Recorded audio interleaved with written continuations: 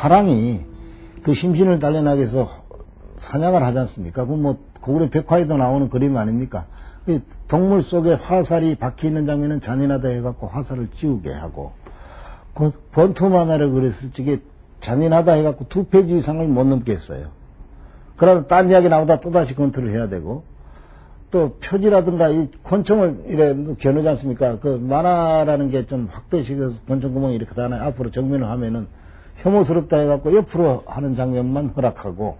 지금 우리가 짱구 박사 그러잖아요. 머리 앞에 나오는 짱구 박사 그러잖아요. 근데 그 이제 그게 제목에 짱구 박사 이렇게 해서 심의가 들어가면 이 짱구 박사는 안 되고 장부 박사라고, 짱자가 안 되고 장구 박사라고 이렇게 하라니, 우리가 물론 그거 절차법에 짱구를 장구라고 얘기해서 짜장면 같은 거 자장면 이러잖아요. 그런데 짱구 박사는 짱구 박사라고 그래야지 장구 박사라고 그러는 거는 이 말이 안 되잖아요. 그러니까 소소한 그런 거에서부터 나는 제목에 짱구 박사라고 해서 타이틀을 해가지고 이렇게 그랬을 때 짱구 불러도 짱구야 이렇게 하는데, 그 만화로 들어가서 야 장부야 다 이렇게 하고처럼 이게 무슨 말이 됩니까? 만화가 안 되잖아요. 교장 선생님이 뛰어가는 걸 표지에다 그렸어요. 이 칼라로 이렇게. 근데 교장 선생님 뛰어가는 건 그냥 뛰어가는 포즈이지 좀 점잖게 뛰어가는 편인데 안 된다 이거예요. 왜 안 되느냐 그랬더니 교장 선생님이 점잖은 사람이 왜 뛰어가느냐. 다양성을 전혀 이해하지 못한 것, 뭐 획일화, 이 독재화 이런 것에 의해서 그 만화라는 것도 이제 그 뭐 군인들이 만화를 알겠습니까? 그러니까 딱 규정해놓고 요 틀밖에 벗어놓으면 가만 안 둔다 이러다니까 그런 식의 만화만 양산되지 않습니까? 판잣집에 그 검은 콜타르 지붕 같은 거 금지됐어요. 그래서 그거 다 지우고 기와로 다 바뀌었다는 거죠. 그러니까 무슨 놈의 판잣집이 기와집이냔 말이지. 제가 살았던 곳은 분명히 콜타르 지붕이었거든요. 검은데 이렇게 돌도 있고 막 붙여놓은 그런 거. 그 다음에 마당이고 나발이고 부엌이고 제대로 구별도 안 돼 있고 막 비닐 천막 쳐 있고 그게 안 된다는 거지. 그럼 다 떼어서 문으로 바꾸고, 그 다음에 담장도 막 나무 같은 거 지저분하게 이렇게 돼 있으면 안 된대요. 그래서 고치는 방법을 가르쳐 달라 그랬더니 미국식 나무 담장으로 바꾸라더라고요. 나 이거 못 바꿉니다. 그림을 이 전권을 어떻게 다 바꿉니까? 그랬더니 미국식 나무 담장으로 고치래요. 그래서 그쪽에서 시킨 대로 미국식 나무 담장으로 고쳤어요. 그래놓으니 그게 무슨 빈민가고 그 산동네에 차가 들어오는 씬이 있었는데 그거 안 된다고 그러더라고요. 또 만화가 그 당시에는 전부 사전 검열이었어요. 참 민주국가에 있을 수 없는 일이지만은 사전 검열을 해가지고 늘 그려가서 이제 이거는 삭제, 이거는 뭐 고침, 아니면 폐기 이렇게 판정을 받습니다. 그걸 도장을 받아야지 비로소 책을 낼 수 있었으니까. 그러니까 작가의 상상력은 한없이 쪼그라들죠. 만화는 몇 페이지로 몇 권 이상 내면 안 된다라는 가이드라인이 있었어요. 그러니까 이건 초유의 일인데 내용을 제한하는 게 아니라 권수를 제한했었어요. 권수를. 그래서 70년대 만화방 만화들은 3권이에요. 다. 상중 한 3권밖에 못 냈어요. 아니 3권 그 다음에 페이지도 정해져 있었고 지질도 정해져 있었고 다 그렇게 심의해서, 그러니까 당연히 만화가 재미없어질 수밖에 없죠. 만화가 갖는 장점이 장편의 이야기 속에서 많은 것들을 할 수 있는데 그것도 원천적으로 봉쇄해놨고. 저도 영향이 있거든요.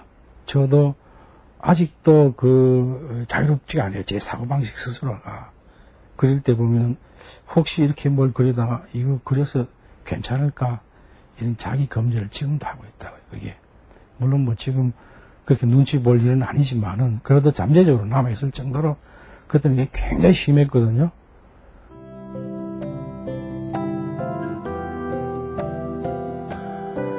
네, 작가들은 말합니다.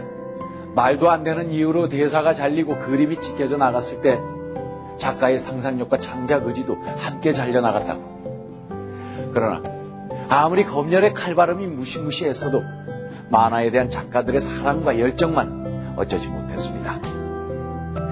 80년대 우리 만화는 70년대부터 내공을 쌓아온 방학기, 이두호, 허영만 등의 작가와 새로운 감수성과 시대정신으로 무장한 젊은 작가들이 그려낸 새로운 만화들로 더욱 다채로워집니다.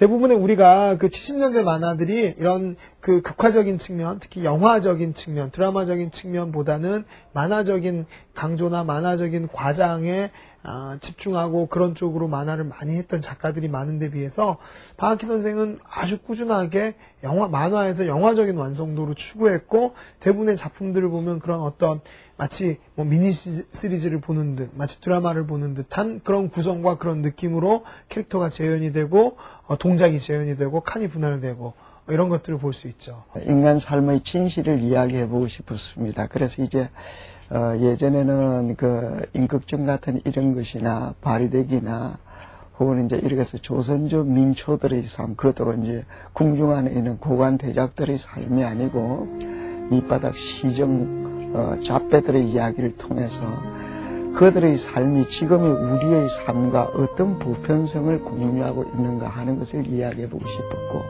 그 뒤에는 이제 해방 이후에 우리의 그 수많은 그 민족의 영웅들 그 이야기하고 싶습니다. 가령 뭐 주먹들 이야기하면 김두한, 시라소니로부터 시작해서 그 다음에 뭐 역도산 이야기도 했고, 그 다음에 요 근래 했던 그 최배달 선생 이야기도 했고, 이래서 그 민족의 영웅을 통해서 우리의 삶을 이야기해보고 싶은데, 제가 그리고 싶었던 주제의 본질은 뭐냐면 그 영웅이 사실은 아득하게 멀리 떨어져 있는 사람들의 결국은 우리 자신과 너무나 닮아 있다는 걸 이야기해요.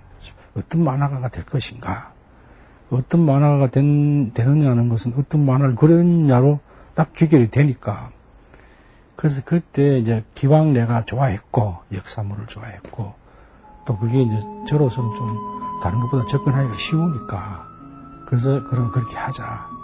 이러니까 이제 자연스럽게 이제 알게 모르게 이제 저한테 이렇게 쌓여있던 그런 것이 자기 인생관이라든지 역사관이라든지 이런 게 알게 모르게 그렇게 표출이 된 거예요. 이도 선생님 같은 경우는 실제적으로 대부분 있는 이야기가 아니냐라고 얘기하지만 대부분 다 오리지널이에요. 그러니까 뭐 우리가 잘 알고 있는 임꺽정 같은 경우는 임꺽정